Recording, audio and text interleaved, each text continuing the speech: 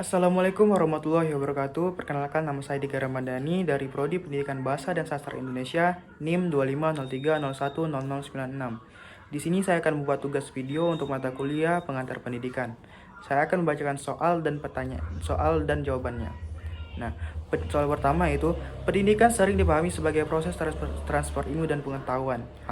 Analisislah secara kritis pandangan tersebut dengan membandingkannya dengan konsep pendidikan sebagai proses pembentukan manusia seutuhnya. Dalam jawaban Anda, jelaskan implikasi kedua pandangan tersebut terhadap praktik pendidikan di sekolah. Nah, untuk jawabannya yaitu pendidikan yang dipahami sebagai proses transfer ilmu menekankan penyampaian materi dari guru kepada siswa. Dalam pandangan ini, guru berperan sebagai sumber utama pengetahuan, sedangkan siswa lebih banyak menerima dan menghafal informasi. Keberhasilan pendidikan sering diukur dari nilai ujian dan penguasaan materi pelajaran.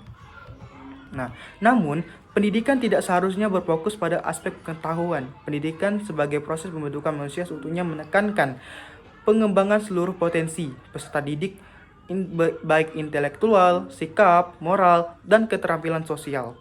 Pendidikan bertujuan untuk membentuk pribadi yang tidak hanya cerdas, tetapi juga berkarakter dan mampu hidup bermasyarakat. Implikasinya dalam praktik pendidikan di sekolah sangat berbeda jika pendidikannya hanya dianggap sebagai transfer ilmu. Pembelajaran cenderung satu arah dan berorientasi pada hasil sebaliknya. Jika pendidikan dipahami sebagai pembentukan manusia seutuhnya, sekolah akan lebih memperhatikan proses pembelajaran, pengembangan karakter, serta peran guru sebagai pendidik dan teladan. Nah, kita lanjut soal yang kedua, yaitu tujuan pendidikan nasional tidak selalu selaras dan praktik pendidikan. Ke lapangan, analisislah faktor-faktor struktural dari kultural dan menyebabkan terjadi kesenjangan antara tujuan pendidikan nasional dan realitas pendidikan di Indonesia. Berikan contoh yang sangat konkret. Tujuan pendidikan nasional di Indonesia bertujuan untuk membentuk manusia yang beriman, berakhlak mulia, cerdas, dan bertanggung jawab. Namun, dalam praktiknya masih terdapat kesenjangan antara tujuan tersebut dari kenyataannya di lapangan.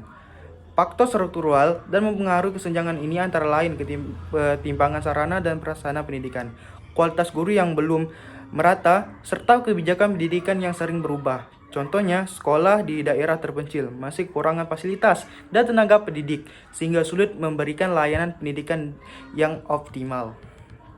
Selain itu, faktor kultural berperan besar. Budaya pendidikan yang selalu menekankan nilai akademik dan kelulusan membuat pembentukan karakter kurang mendapat perhatian.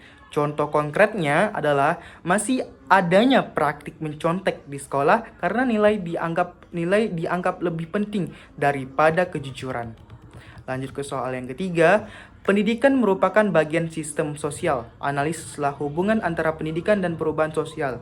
Khususnya, bagaimana pendidikan dapat berperan sebagai agen perubahan sosial dan alat reproduksi sosial. Gunakan contoh konteks yang masyarakat di Indonesia. Pendidikan memiliki hubungan yang erat dengan perubahan sosial karena menjadi bagian dari sistem kehidupan masyarakat. Sebagai agen perubahan sosial, pendidikan berperan dalam meningkatkan kualitas sumber daya manusia dan mendorong kemajuan masyarakat. Melalui pendidikan, individu memperoleh pengetahuan dan keterampilan yang dapat memperbaiki kondisi sosial dan ekonomi. Contohnya, pendidikan, keterampilan, dan vokasi di Indonesia membantu masyarakat mendapatkan pekerjaan dan meningkatkan kesejahteraan. Namun, pendidikan juga dapat berfungsi sebagai alat reproduksi sosial. Ketika akses terhadap pendidikan berkualitas tidak merata, pendidikan justru mempertahankan ketimpangan sosial. Contohnya, anak dari keluarga mampu lebih mudah mengakses sekolah unggulan, sementara anak keluarga yang kurang mampu mengalami keterbatasan akibatnya perbedaan status sosial terus berulang dari generasi ke generasi. Kita lanjut ke soal yang keempat. Menurut para ahli, lingkungan pendidikan terdiri dari keluarga, sekolah, dan masyarakat. Analisislah peran masing-masing lingkungan pendidikan tersebut dalam membentuk karakter peserta didik, serta jelaskan apa yang terjadi apabila salah satu lingkungan tidak berfungsi secara optimal. Jawabannya, keluarga merupakan lingkungan pendidikan pertama yang membentuk dasar karakter anak, seperti sikap, nilai moral, dan kebiasaan sehari-hari. Sekolah berperan mengembangkan kemampuan akademik dan membimbing pembentukan sikap melalui pembelajaran dan keteladanan guru. Masyarakat menjadi lingkungan yang memperkuat dan melemahkan nilai-nilai yang dipelajari anak di keluarga dan di sekolah. Apabila salah satu lingkungan tidak berfungsi secara optimal, maka pembentukan karakter peserta didik menjadi tidak seimbang. Misalnya, jika keluarga kurang memberikan perhatian dan pengawasan, anak dapat mengalami masalah perilaku meskipun sekolah sudah berupaya mendidik dengan baik. Oleh karena itu, kerjasama antara keluarga, sekolah, dan masyarakat sangat diperlukan. Nah, untuk soal yang terakhir yaitu kurikulum seringkali mengalami perubahan seiring penggantian kebijakan pemerintah. Analisislah dampak perubahan kurikulum yang terlalu sering terhadap guru, peserta didik, dan mutu pendidikan secara umum. Nah, jawabannya itu yaitu perubahan kurikulum yang terlalu sering memberikan dampak yang cukup besar bagi guru, peserta didik, dan mutu pendidikan. Bagi guru, perubahan kurikulum menuntut penyesuaian terus-menerus dalam metode pembelajaran dan administrasi. Hal ini dapat menimbulkan kebingungan jika tidak diikuti dengan pelatihan yang memadai. Bagi peserta didik, perubahan kurikulum yang sering dapat mengganggu proses belajar karena sistem dan pendekatan pembelajaran terus berubah. Peserta didik membutuhkan stabilitas agar dapat belajar secara optimal. Secara umum, perubahan kurikulum yang tidak konsisten dapat menurunkan mutu pendidikan karena tujuan jangka panjang sulit tercapai. Oleh karena itu, perubahan kurikulum sebaiknya dilakukan secara matang dan berkelanjutan.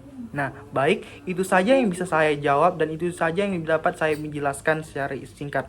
Baik, terima kasih. Wassalamualaikum warahmatullahi wabarakatuh.